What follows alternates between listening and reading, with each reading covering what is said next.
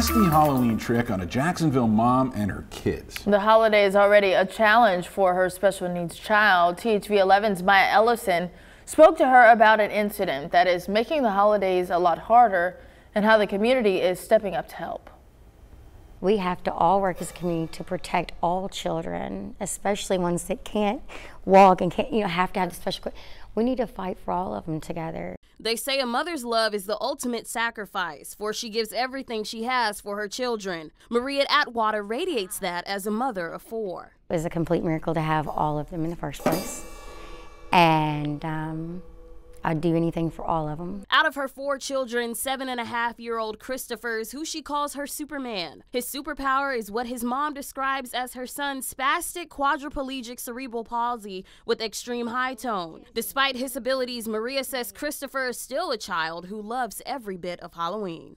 We've been dressing up his wheelchairs for years now.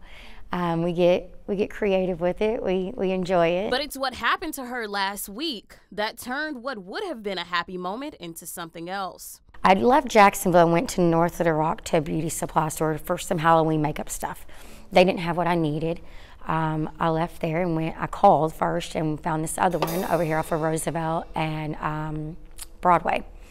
And so I went into that one for what I needed. They had it. Come back out about maybe 15 minutes later, and that's when it was gone. She told us that in the 6 years of driving around with his bright green wheelchair, she would have never imagined this happening to her. As a mother, her heart dropped knowing that her son's mobility was taken away. He was stuck at home. When they stole his wheelchair, they stole his legs. Actually, one of my first thoughts, sadly, was my kid's not even going to be able to go trick-or-treating. After turning to police and getting them to look into the incident, Maria turned to social media. I made a post and on my page, then I shared it on his page, Christopher Superworld.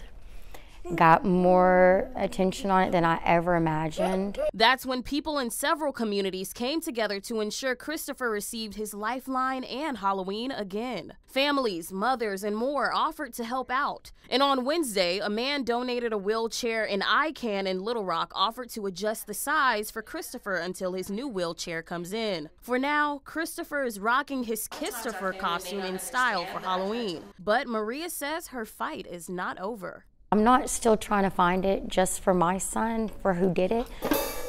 I'm trying to do it for everyone that they could potentially steal in the future. In Little Rock, Maya Ellison, THV11 News.